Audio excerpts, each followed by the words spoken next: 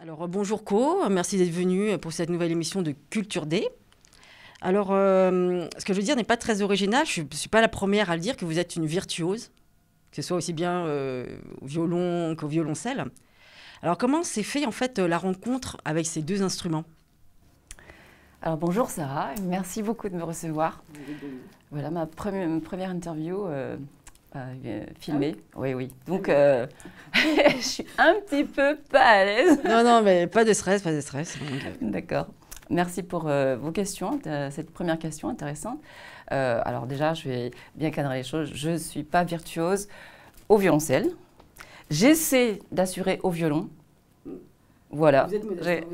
Merci, parce que le travail, il est jusqu'au bout du chemin. Et c'est voilà. En tout cas, par rapport au violon, j'y suis. Ça a été un choix, petite.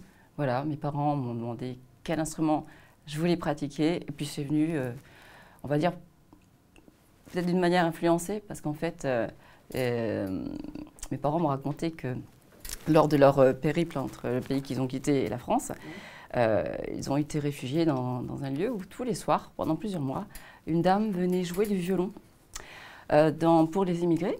Et moi, j'étais dans le ventre de ma mère à cette époque. Donc peut-être que j'ai entendu ces vibrations.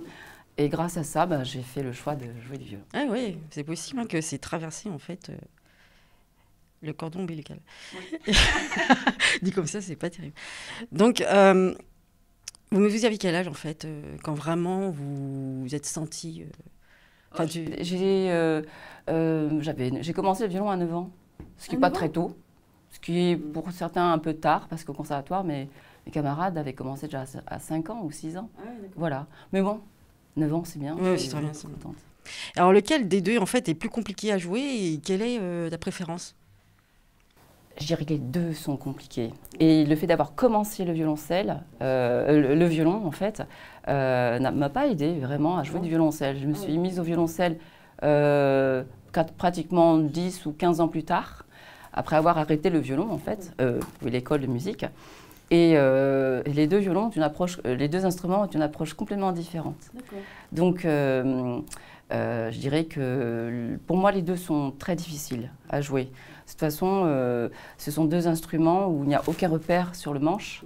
Donc, tout doit se jouer à l'oreille, la mémoire musculaire, en sachant que peut-être pour le violoncelle, il faut donner qu'il y a plus de distance à parcourir.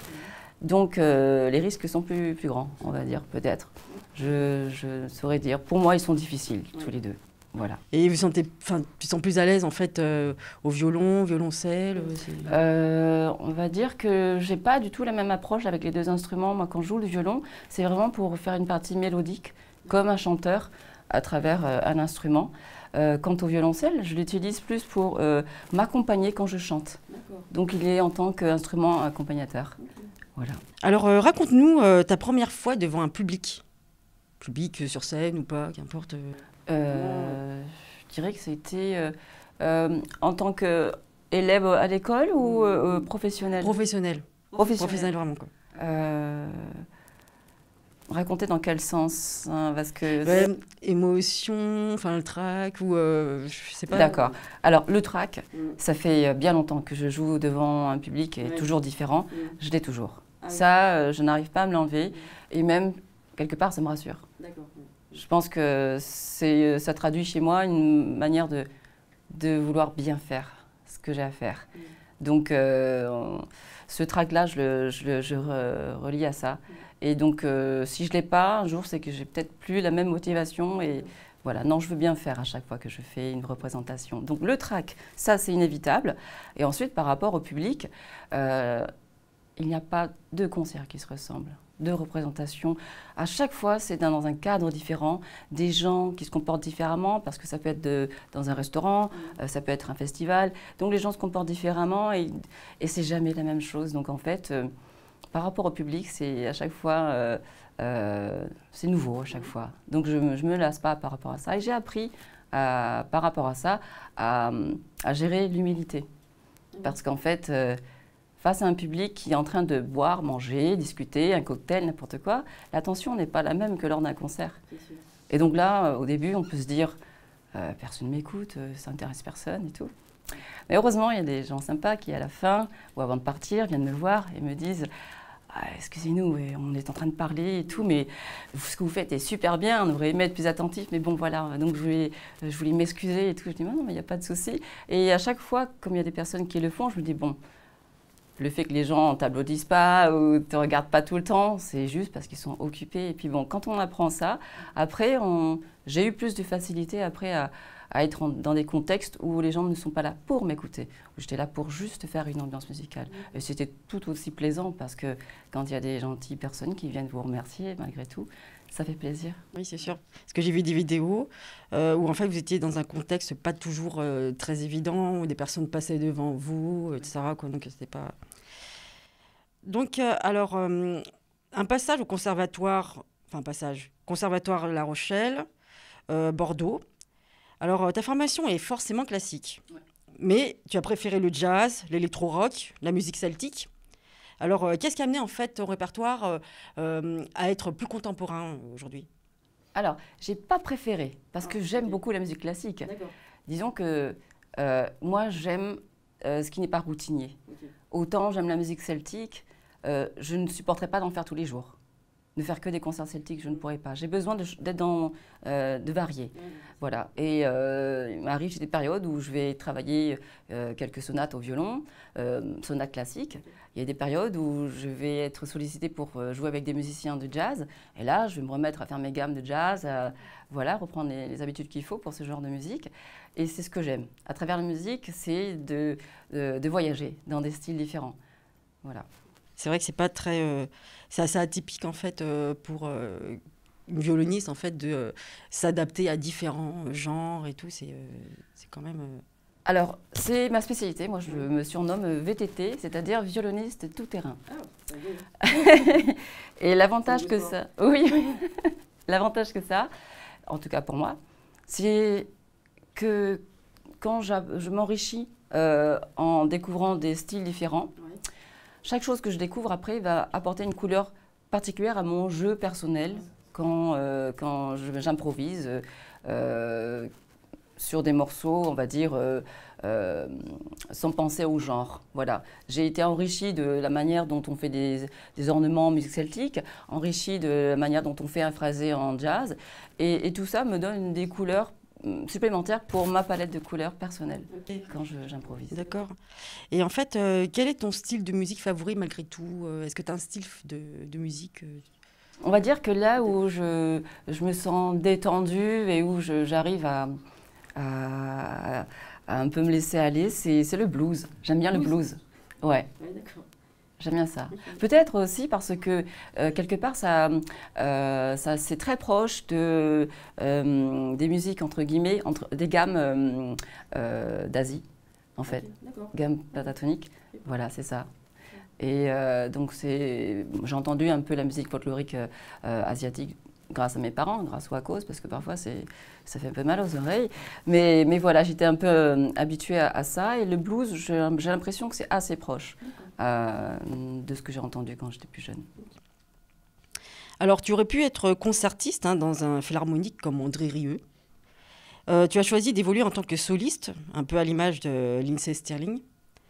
Est-ce que c'est plus facile ou difficile de vivre de son art, de se faire un nom? C'est très difficile. En tout cas, pour moi, ça a été très difficile, mais ça a été un choix.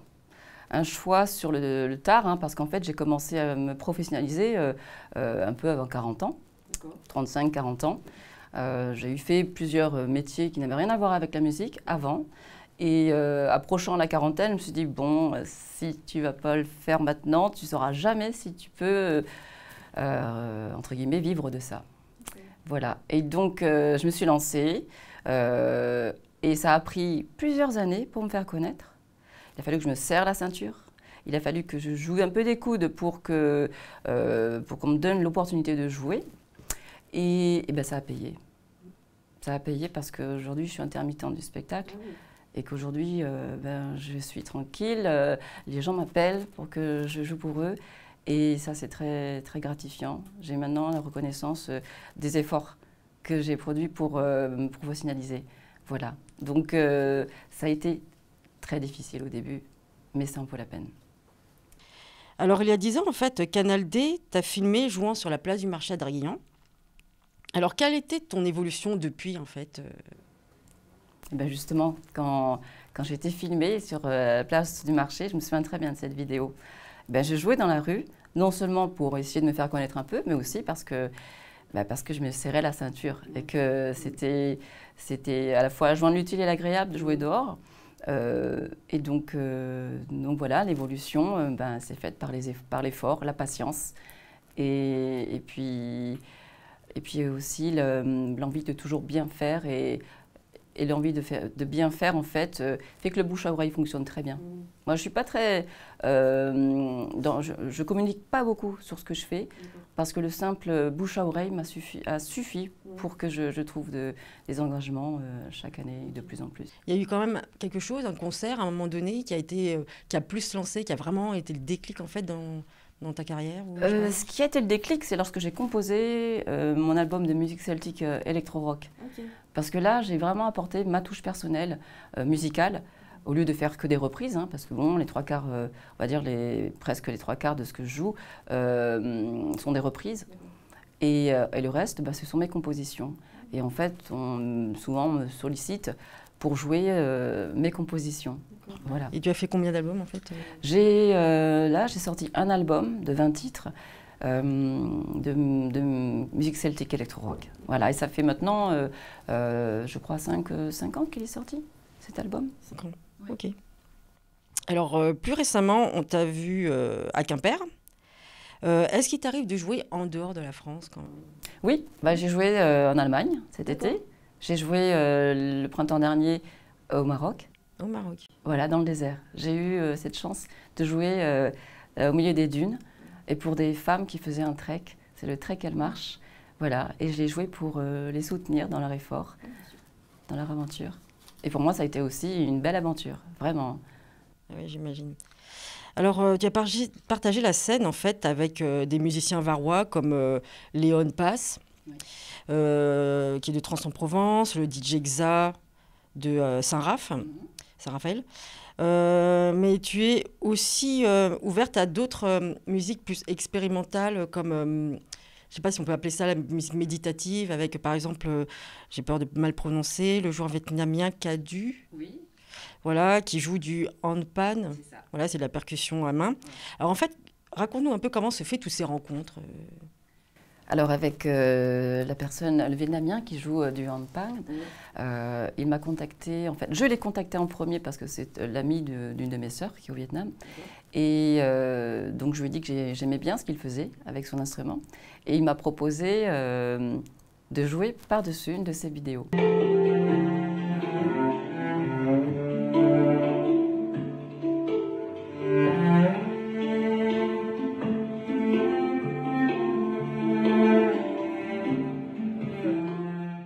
C'est vrai que c'est une jolie harmonie en fait, ça s'unit bien. Alors, avec qui tu rêverais de collaborer, s'il y a une collaboration que tu souhaiterais faire Alors, je dirais que je rêve pas, là j'ai pas de nom qui me vient. En fait, je suis assez ouverte. Pour moi, ce qui compte, c'est ni le niveau, ni la notoriété donc, de la personne. C'est vraiment ce qu'elle est. Ça peut être une personne qui n'a pas un très grand niveau, mais qui est humaine, qui aime partager et qui a une personne humble. Pour moi, c'est ce qui est essentiel. Parce que autant je pourrais rêver de collaborer avec quelqu'un de très connu, Mais bon, on ne sait jamais, hein, peut-être parfois l'ego peut prendre le dessus et puis moi, c'est pas là-dedans que je veux rentrer dans un échange musical. Voilà, moi j'aime partager, quel que soit le niveau. Il m'est arrivé de jouer, de faire plaisir à l'enfant d'un ami qui commençait la guitare depuis 1 an ou 2. Et puis je suis allée la rencontrer, la fille de cet ami, et elle a joué ces quelques notes de guitare, quelques accords de guitare et j'ai improvisé avec elle. Et pour moi, c'est magnifique. C'est pourtant une enfant, elle n'a pas un grand niveau, mais juste de partager ce que je sais faire avec ce qu'elle savait faire, ben, ça m'a rendue heureuse et ça l'a rendue heureuse. Voilà, moi, c'est ce type de collaboration et ça peut être de tout genre, mais quel que soit le niveau, c'est vraiment ce qui passe humainement, avant tout, qui est important. Ok. Et en fait, est-ce que tu as une expérience qui est plus incroyable ou inattendue qu'une autre, en fait, dans... Oui, j'en ai une. Alors celle-ci, je pense être la seule, ou alors il faudra qu'on me démontre le contraire, à avoir joué du violon dans un cockpit d'avion. Oui. Ah oui. Voilà, j'ai fait Toulouse-Paris en train de jouer du violon pour le plaisir des quelques hôtesses qui passaient et puis des pilotes. En fait, je suis montée, j'étais avec mon étui de violon, je monte et on est accueilli quand on arrive dans l'avion par des hôtesses ou les pilotes. Et dès que le pilote a vu que j'avais un étui d'instrument, il me dit « C'est un violon que vous avez là ?» Je dis « Oui ». Il me dit « Suivez-moi ».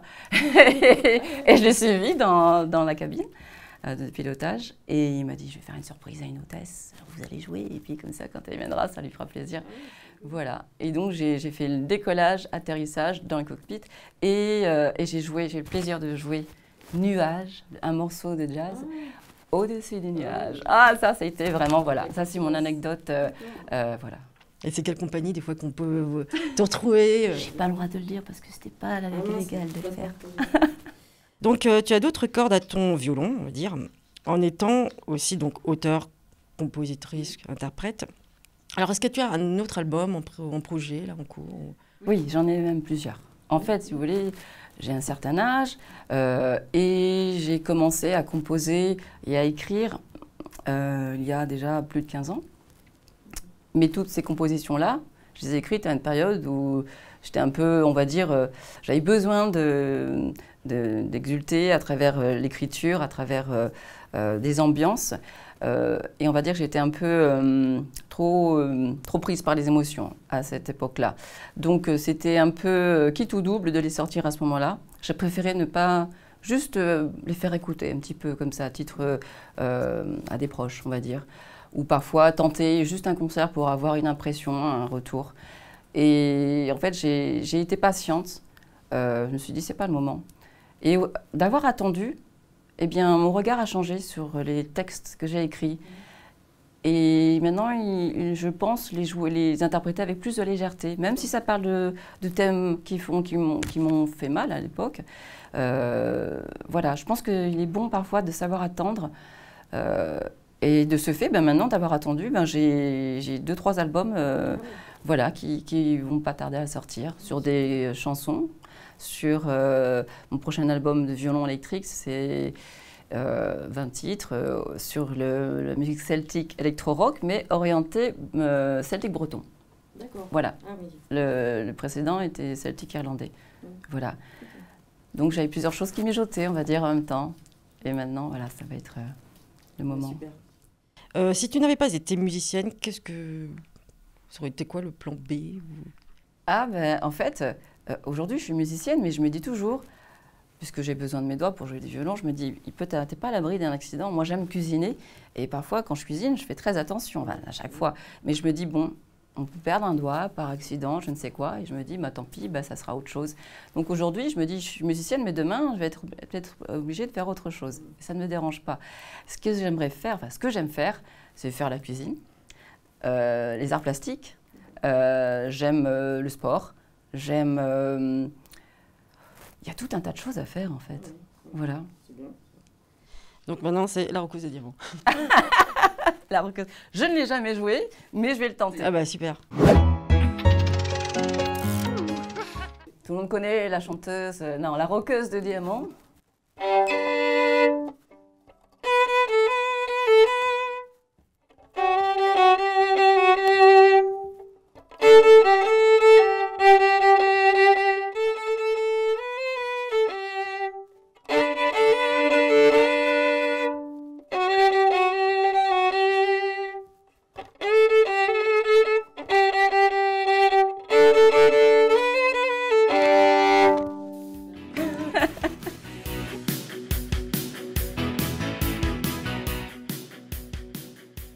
Merci beaucoup, Sarah. Merci.